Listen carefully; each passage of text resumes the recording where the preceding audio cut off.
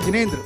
महानुभाव, जिंदगी में सफलता पाना है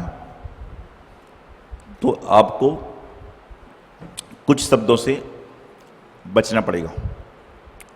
जिंदगी में सक्सेसफुल मैन बनना है तो आपको कुछ चीज़ों को दरकिनार करना पड़ेगा। जिंदगी में सफलता के उच्चतम शिखर पर विराजमान होना है तो आपको कुछ बातों को, कुछ अक्षरों को, कुछ शब्दों को छोड़ना पड़ेगा। सबसे पहला शब्द है अगर। क्या है? अगर। मगर, तगर, किंतु और परंतु। अगर, मगर, तगर, किंतु, परंतु ये शब्द ऐसे हैं जो अच्छे अच्छे काम को बिगाड़ देते हैं। मैं ऐसा काम कर सकता था किंतु, मैं ऐसा कार्य करता परंतु, मैं ऐसा काम करता मगर, मैं ऐसा काम करता अगर, मैं ऐसा काम करता तगर। अगर, मगर, तगर, किंतु, परंतु ये जो शब्द होते हैं ये इंसान के बने बनाए काम को बिगाड़ देते हैं। कहते हैं कि जिस प्रकार से इंसान नहा धोकर तैयार होकर जब निकलता है घर से बाहर तो घर वाले क्या करते हैं? एक काला टीका लगा देते हैं। क्यों? क्योंकि नजर ना लग जाए। एक छोटा सा काला टीका आपके पूरे शरीर को नजर से बचा सकता है, तो एक छोटा सा शब्द अगर, मगर, तगर, किंतु, परंतु आपके सारे बनते काम को बिगाड़ सकता है। विचार करिएगा कि जब छोटा सा काला टीका आपको नजर से बचा सकता है तो छोटा सा शब्द भी क्या करता है? आपके जीवन में नजर भर सकता है। हमें अपने जीवन को सफलता के शिखर पर चढ़ाना है, अपने जीवन को ऊंचाइयों की ओर ले जाना है, अपने जीवन को आराध्य से मिलाना है, अपने जीवन को सर्वोत्तम बनाना है, अपने जीवन को सुंदर बनाना है, अपने जीवन को स्वस्थ बनाना है, अपने जीवन को स्वच्छ बनाना है, अपने जीवन को पवित्र बनाना है, अपने जीवन को पावन बनाना है, अपने जीवन को सौंदर्य सौहार्दपूर्ण बनाना है, तो हमें अपने जीवन में किंतु, परंतु, अगर, मगर, तब शब्द को हटाना पड़ेगा। और यदि आपने इनको नहीं हटाया तो आपके जीवन में चिंता की उत्पत्ति हो जाएगी। चिंता की उत्पत्ति हो जाएगी। और जब जीवन में चिंता की उत्पत्ति होती है तो चिंता की उत्पत्ति इतनी हो जाती है, इतनी हो जाती है, इतनी हो जाती है कि चिंता के ऊपर की बिंदी हट जाती है तो क्या बनता है? चिंता के ऊपर की बिंदी हट जाए तो क्या बनता है? चिता बनती है। अगर, मगर, तगर, किंतु, परंतु आपको इतना चिंतित कर देंगे, इतना चिंतित कर देंगे, इतना चिंता में डाल देंगे कि चिंता के ऊपर की बिंदु हट जाएगी तो बनेगी चिता बन जाएगी। और चिता बनती है तो उसके बाद में क्या होता है? अर्घम निर्पामति स्वाहा। धूप में जलने वाली, हवन में लगने वाली धूप की लकड़ी, खैर की लकड़ी नहीं जलेगी तो उसको आदमी बचा के रख लेता है कि कोई बात नहीं, कल फिर जला लूंगा। लेकिन यदि जिसकी चिता लग जाती है उसकी लकड़ी नहीं जल रही तो ऊपर से और तेल डाल के और घी डाल के उसको स्वाहा करना बहुत जरूरी हो जाता है। क्यों? चिता को कौन पसंद करता है? अरे जब आप चिंता को पसंद नहीं करते हो तो आप चिता को कैसे पता करोगे? चिंता को छोड़िए, चिंतन कीजिए। जो व्यक्ति चिंता को छोड़कर चिंतन को करता है वह व्यक्ति महामानव बन जाता है। और जो चिंतन को छोड़ के चिंता को करता है वह पुरुष महापुरुष कभी बन ही नहीं सकता। लोग तरह तरह के विकल्प, संकल्पों के साथ जीते हैं। कुछ संकल्प विकल्प तो हमारे जीवन में ऐसे चल रहे हैं जिनका हमारे जीवन से कोई संबंध नहीं है, जिनका हमारे से कोई लेना देना नहीं है, जिनके बारे में हमारा साथ कुछ अच्छा बुरा का भाव नहीं है, लेकिन तो भी हम उसके बारे में सोच रहे हैं। एक व्यक्ति ने पूछा कि महाराज जी निंदा किसकी होती है? एक व्यक्ति ने मुझसे पूछा कि महाराज जी जगत में निंदा किसकी होती है? मैंने कहा एक तो छोटा सा बात है। नहीं बोले महाराज जी बताइए। एक व्यक्ति ने पूछा कि निंदा जगत में किसकी होती है? मैंने कहा जो व्यक्ति जिंदा होता है उसकी निंदा होती है। तो क्या बोले महाराज जी सारे हिंदुस्तान के लोग जिंदा नहीं है? मैंने कहा जिंदा तो हैं लेकिन इनकी निंदा नहीं होती है। क्यों? क्योंकि जो सोता रहता है उसकी निंदा क्या होगी, जो जिंदा जागता रहेगा उसकी। अच्छा, जो कोई व्यक्ति कुछ काम करता है उसकी ही तो निंदा होती है, और जो व्यक्ति निकम्मा होता है उसकी कोई निंदा होती ही नहीं है। लोग कहते हैं अकल को बढ़ाना है तो क्या खाओ, बादाम। बादाम भी नकली हो गई, काजू भी नकली है, किशमिश भी नकली है, इलायची भी नकली, तो आदमी खाए क्या? कहते हैं अकल को यदि बढ़ाना है तो बादाम को खाइए, लेकिन मैं कहता हूं कि अकल को बढ़ाना है तो ठोकरों को खाइए। ठोकर खाइए, ठोकर खाइए, ठोकर खाइए। इसका मतलब ये नहीं कल से जाके दीवार में लग जाओ, इसका मतलब ये नहीं कि तुम जाके कल से दीवार में सिर मारने लग जाओ। मतलब ये है कि जितना जितना आपके जीवन में ठोकरें लगेंगी उतना उतना आपके जीवन में अकल आएगी। ठोकर खाने के बाद में आदमी की अकल जरूर खुल जाती है। जब कोई व्यक्ति आपके साथ में छल करता है, छलावा करता है, तो आपके जीवन में कुछ ना कुछ परिवर्तन जरूर जरूर जरूर से आता है। तो अपने जीवन में किंतु शब्द को हटाइए कि महाराज जी मैं तो ये काम करना चाहता था, पापा मैं तो ये काम करना चाहता था, मम्मी मैं तो ये काम करना चाहता था, लेकिन किंतु ये समस्या हो गई। ये किंतु तो आपके जीवन को नष्ट और भ्रष्ट कर देगा। ये परंतु आपके जीवन को बुरा बना देगा। ये अगर मगर समझते हो, मगर कहां होता है? मगर कहां पे होता है? पानी में। यदि आप पानी में बोटिंग करने जा रहे हो और दूर से मगर दिख जाए तो क्या होता है? पानी में बोटिंग करने जा रहे हो और बहुत दूर पे मगर दिख रहा है, मगरमच्छ दिख रहा है, तो क्या होता है? ऐसा लगता है भागो भाई, पता नहीं क्या करेगा। और मगर क्या करता है? अच्छे अच्छे आदमी को निगल जाता है। आप सोचिए, जब मगर को दूर से देख के भागने का विचार करते हो और जिंदगी में मगर को कैसे इस्तेमाल करते हो। मगर को छोड़ो, अगर में यदि जा को और जोड़ दिया जाए आ के बाद, तो क्या बन जाएगा? अगर में आ के बाद में जा को जोड़ दिया जाए तो क्या बन जाएगा? अजगर बन जाएगा। और अजगर क्या करता है?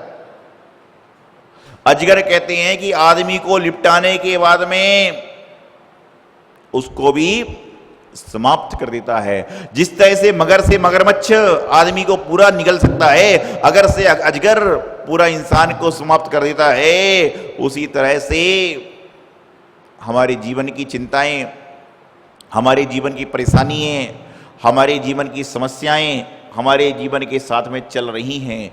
कुछ लोग परेशानी को मुस्कुराते हुए सहन कर लेते हैं और कुछ लोग परेशानी को रो रो कर, अरे भाई परेशानी जीवन में आ चुकी है, वह आपके पुरुषार्थ के माध्यम से जाएगी।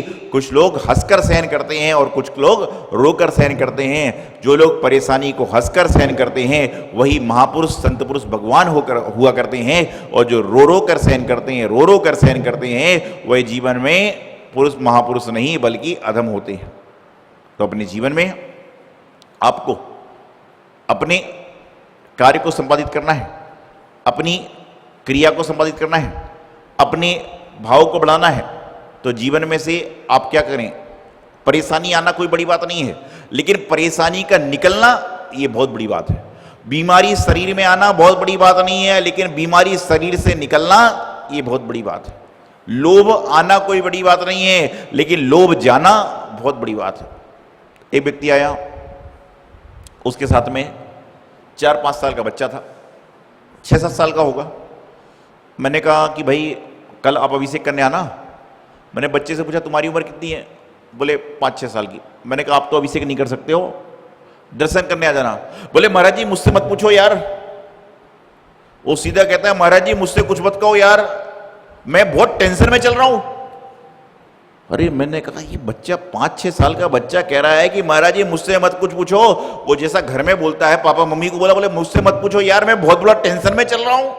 6 साल का बच्चा, 6 साल का बच्चा जिसकी मगज की पूरी सही से हड्डियां खुली नहीं है, वो कहता है मैं बहुत बड़े टेंशन में चल रहा हूं। मैंने पूछा टेंशन किस चीज का है? मैंने पूछा टेंशन किस चीज का है? अरे बोले एक हो तो बताऊं। बच्चा कहता है एक हो तो बताओ, दिन भर में 50 टेंशन है। मैंने उसके दादा को पूछा कि आप टेंशन फ्री हो कि नहीं? बोले महाराज जी मैं तो टेंशन फ्री 60 साल के बाद में हो गया था। लेकिन घर में रहने के बाद में मैं तो सोचता था कि रिटायर हो जाऊंगा तो ऑफिस की टेंशन से फ्री हो जाऊंगा, लेकिन घर में रहने के बाद में पत्नी की समस्या, पति बच्चे की समस्या, पोते की समस्या, पोते की समस्या, दादा की समस्या, दादा, ये तो टेंशन और बढ़ गई। मैंने कहा मैं समझ सकता हूं, जब 5 साल का बच्चा 50 टेंशन लेकर जी रहा है तो 70 साल का दादा 100 टेंशन लेकर जिए तो कोई बड़ी बात। तो कहने का तत्व मैं उससे पूछा कहीं की टेंशन है? बोले महाराज जी एक टेंशन हो तो बताओ, बच्चा छोटा सा कह रहा है एक टेंशन हो तो बताओ। मैंने कहा एक तो बता दे। बोले मुझे स्कूल की टेंशन है, मुझे खाने पीने की टेंशन है, मुझे कपड़े पहनने की टेंशन है।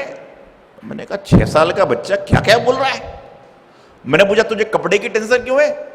अरे बोले महाराज जी मैं अपनी मर्जी के कपड़े पहन ही नहीं सकता हूं, मैं अपनी मर्जी के कपड़े पहनता ही नहीं हूं। कल बोले, कल की बात आपको बताता हूं, मैं अपने दोस्त की बर्थडे पार्टी में जा रहा था, मैं अपने दोस्त की बर्थडे पार्टी में जा रहा था, मैंने शर्ट के ऊपर कोट पहन लिया, मेरी मां मेरे पीछे लग गई, बोले कोट उतार, कोट उतार, और उन्होंने मुझे कुर्ता पजामा पहना दिया। ये भगवान, एक आदमी इस टेंशन में जी रहा है कि मेरे पास पहनने को कुछ नहीं है, और एक आदमी इस टेंशन में जी रहा है कि मैं पहनूं क्या। मां चाहती ये पहन, पिता चाहता ये पहन, और वो खुद चाहता ये पहन।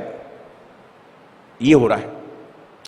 टेंशन उस चीज की नहीं है कि आपका चीज नहीं है, बल्कि टेंशन उस चीज की है कि चीज इतनी सारी हो चुकी है कि उसका उपयोग क्यों करें। और मेरी बात आप समझना, जितने लोग सुन रहे हैं, कि आप सबकी टेंशन का मुख्य कारण यही है कि आपके पास जरूरत से ज्यादा चीज हो गई है। आपकी चिंता का मुख्य कारण यह है आपके पास जरूरत से ज्यादा चीज हो गई है, और जब जरूरत से ज्यादा चीज होगी जब ही आपके जीवन में किंतु परंतु अगर मगर तक आएगा। आपको पता है एक कुर्ता हो तो आपके मन में यह बात नहीं आई कि अगर ऐसा होता तो मैं ये पहन लेता। आपके पास में 4 कुर्ते हैं, कुर्ते समझते हो? आपके पास में 4 कोट हैं, 4 साड़ी हैं, 4 और चीज हैं, और आपने एकदम सेकंड नंबर पर जो एक बार और पहना था दूसरी बार पहन लिया। और जब आप पीला कलर का कुर्ता, पीला कलर का कोट, पीले कलर की साड़ी पहन के चले तो आपने वहां पर जाकर देखा कि पीले कलर का कपड़ा बहुत सारे लोग पहन के आए थे, और एक महिला, एक पुरुष, एक बच्चा गुलाबी कलर का कपड़ा पहन के चला था। तो आपने कहा ये तो दिक्कत होती है, अपनी पत्नी को बार बार, पार्टी का मजा खराब हो गया, पार्टी का सारा मजा खराब हो गया। देखो मैं गुलाबी पहन के आना चाह रहा था, कितनी अच्छा लग रहा है आदमी। पत्नी कहती मैं गुलाबी साड़ी पहन के आती, कितनी अच्छी लगती। मतलब कि समस्या ये पैदा हो गई कि गुलाबी पहन के आना था लेकिन नहीं पहन पाया। तो गुलाबी पहने वालों को देख, अगर मैं गुलाबी पहन के आता तो, मगर मैं गुलाबी पहन के नहीं आ पाया सो, किंतु मैंने गुलाबी पहन ली होती तो, परंतु मैंने गुलाबी पहना होता तो मैं आपको बताना चाह रहा हूं कि संसार में जो आपके तनाव की उत्पत्ति है वह इस कारण से हुआ करती है कि तनाव की उत्पत्ति के जन्मदाता हम स्वयं हैं। चीजें नहीं होना दुख का कारण नहीं है, चीजें ज्यादा होना दुख का कारण। चॉइस हो जाएगी ना, चॉइस आ जाएगी कि भाई मैं क्या करूं, क्या खाऊं। आप खाना खाने बैठते हो और दाल, रोटी, सब्जी और पापड़ और अचार हो, पूड़ी ना हो, खीर ना हो, 3 तरह की सब्जी ना हो, फिर आदमी क्या करेगा?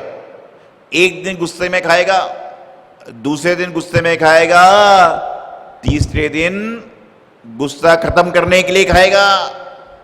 एक दिन गुस्से में खाएगा, दूसरे दिन गुस्से में खाएगा, लेकिन तीसरे दिन, क्योंकि चक्कर व्यवस्था है ही नहीं। वो तो तुमने गुस्सा किया, पत्नी ने फटाफट बनाई कचौड़ी, पकौड़ी, गुलाब जामुन, गुस्सा और बढ़ गया। और पहले दिन कहते कि भैया हफ्ते भर तक यही बनने वाला है, फिर देखना क्या होगा। हफ्ते भर तक मालूम चल रहा है कि परिश्रम पर में बोलते हैं ना, घर में एक सब्जी बनेगी, व्रत चलेंगे, उस समय किसी को खाते खाते गुस्सा नहीं आता क्योंकि वैरायटी है ही नहीं। और जब वैरायटी आएगी उस समय आदमी का दिमाग डिस्टर्ब होता है। किंतु परंतु अगर मगर तगर चलते हैं तो जीवन को सफल बनाना है, तो किंतु परंतु अगर मगर तगर से बचो, जीवन का कल्याण करो। यही मंगल शुभ होना। आचार्य गुरुदेव सिद्धांत सागर जी महाराज की जय। इस कार्यक्रम के पुण्यार्जक हैं सौभाग्य भक्त श्री डॉक्टर सुभाष सुमन जैन, सिद्धार्थ अंकिता जैन, डॉक्टर संभव, डॉक्टर ईशा जैन भोगल, मनीष श्वेता जैन, ग्रेटर कैलाश दिल्ली, अंकुर ऋचा जैन, अर्जुन नगर, ग्रीन पार्क दिल्ली।